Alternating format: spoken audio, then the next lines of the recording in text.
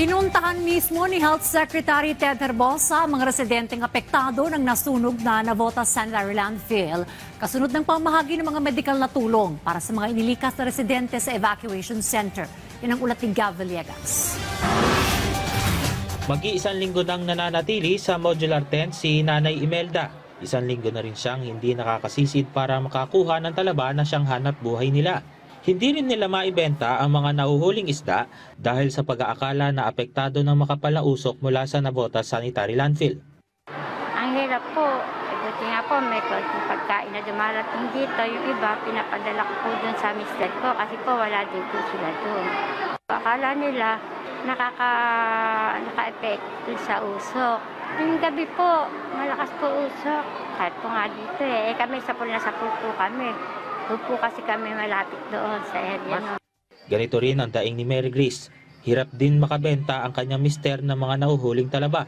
Simula po kasi nagkaroon ng ganyang sunog, talaga po pati po yung paghahanap buhay po ng mga mangingisda po dito, talaga pong nawala po talaga ang ano.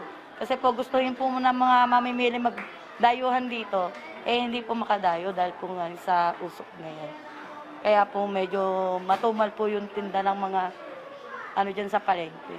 Ngayong araw, binisita ni Health Secretary Ted Herbosa ang 126 na pamilya na namamalagi sa Obando National High School para bigyan ng hygiene kits at personal na alamin ang kanilang kalagayan. Higit 100 residente ang nakaranas ng hubo, lagnat at hirap sa paghinga dahil sa usok na kanilang nalalanghap. Ayon sa kalihim, kukunan ng blood sample ang mga residente na nakatira sa barangay Salambao na pinakaapektado ng haze.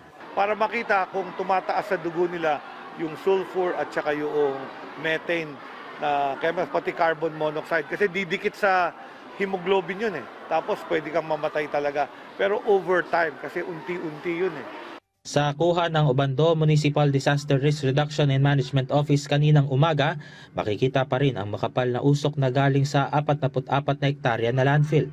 Ayon kay Obando Mayor Leonardo Valeda, patuloy na naibibigay ng kanilang lokal na pamahalaan ang pangangailangan ng kanilang mga residente na nasa evacuation center.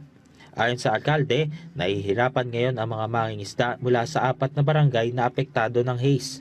Kasi kahit sila magdagat, hindi nila alam yung daan hindi nila nakikita. Kaya dumadaing sila na isang pahirap sa nila na hindi sila makapaghanap buhay.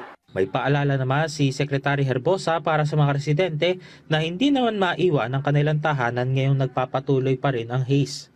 Very important, yung mga bata, yung mga tao, huwag maglalagi sa labas kung madaming mataas yung haze level.